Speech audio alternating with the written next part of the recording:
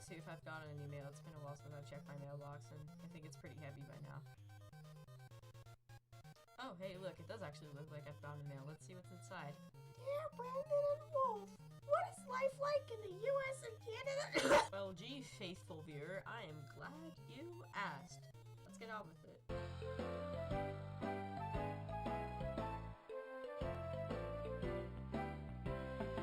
Sierra Nevada is a massive mountain range along the borders of Nevada and California. It is home to Lake Tahoe, an enormous lake straddling the state lines. Beloved for its ski resort, Lake Tahoe makes it one of the most popular recreational areas in the United States. Sequoia National Park 2 is located in the Sierra Nevada, and as the name suggests, it is home to the giant sequoia trees, the biggest trees in the world. The forest is both beautiful and helpful to the environment. It traps air, hence cooling and regulating the temperature, not only in the region, but of the entire Earth.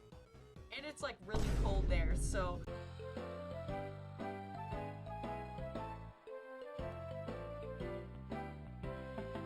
Southern Louisiana is home to the Cajuns, defined by their French roots and unique dialect called Cajun French. They are descendants of one Roman Catholic French Canadians whom the British in the 18th century drove from Acadia, now mostly Nova Scotia, into the South Bayous of Louisiana.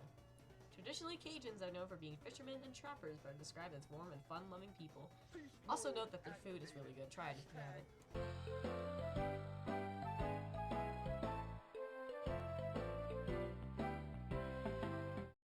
The Great Lakes are a series of large, interconnected freshwater lakes in between southern Canada, Michigan, Wisconsin, and part of Minnesota.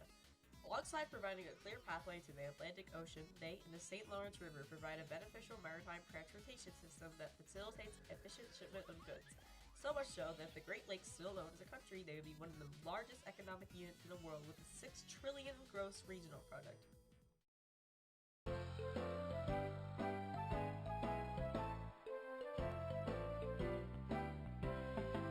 The U.S. territories are a group of 16 total insular areas under sovereign jurisdiction, including their surrounding waters and continental tracts. There are 5 islands, and the rest are 11 minor outlying islands. They also have a unique political state in the U.S., unincorporated, unorganized, and a complete lack of representation in the electoral office. Also, there's a lot, so I'm going to go through this really quickly. American Samoa, a territory covering 7 Pacific islands. Its largest island is Tutuila, which also contains its capital, Paco Paco. They're ethnically Polynesian, and their national language is Samoan. Guam, a U.S. territory in Micronesia and the largest. The Guamanians are ethnically Austronesian, their national language is Chamorro, and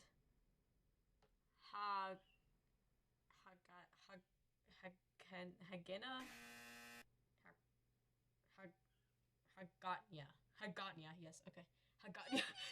Northern Mariana Islands, a U.S. Commonwealth that surprisingly Guam has not been a part of since 1898, located in Oceania.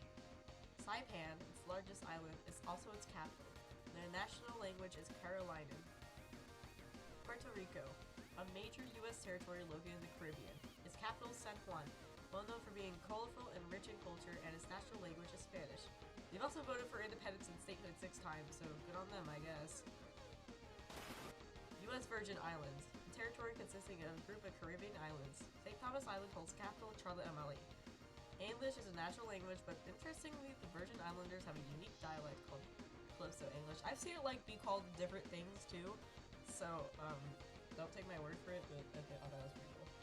Anyway, I don't want to drag this on, so here's all the minor outlying islands.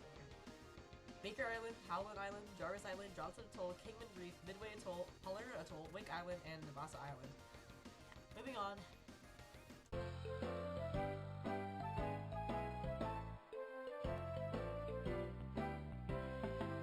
The Canadian Shield, also known as the Laurentian Plateau, is the largest mass of exploded Precambrian, igneous, and high-grade metamorphic rocks on Earth. It's also what's called a geologic shield, forming the ancient geologic core of North America, called the North American Craton. Its complex structure attests to a long history of erosion, orogeny, and shifting of plates. Also, it's apparently used as a mine pretty frequently.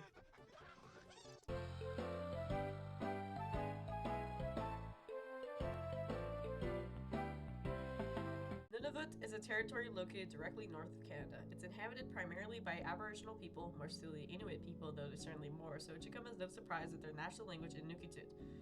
Culturally, they are a festive people who participate in traditional arts such as soapstone carving, throat singing, and dancing, and they even have their own broadcasting system. Its capital is Iqaluit.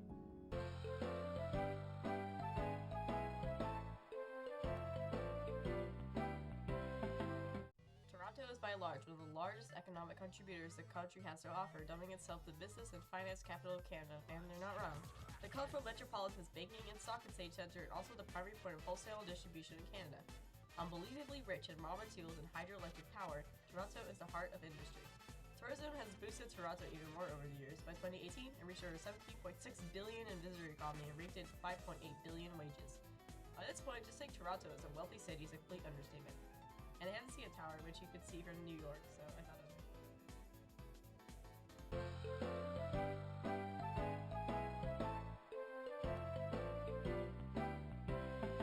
The Canadian Islands, also known as the Arctic Islands and the Queen Elizabeth Islands, are islands north of Nunavut, just in case you could have thought you could get anywhere north. Consisting of 34 large islands and 2,902 smaller islands that border Greenland. Two of the islands, Pioneer Island and Griffith Island, belong to Nunavut territory. Despite being completely useless, Canada constantly bickers with other countries, some Denmark and others, over ownership. Surprisingly, recently, the US has started utilizing the islands for missile defense against Russians alike, similarly to several bases for that purpose in Greenland. And yeah, that's the video. Hopefully that answered some of your questions about what's life like in the US and Canada. If you like this video, give me a good grade, because I worked my butt off trying to finish it. Like, actually, like, my butt hurts so bad. But, anyways, yeah, stay curious. I'm gonna go eat a cookie now. Peace out. Yeah, some days I feel unfazed, like when I'm with my friends with a cup raised. Come Monday, I got a gun raised, suicidal to a dime till hump day. Then I go right back at it like an automatic. More drinks, more songs, more beats to rap.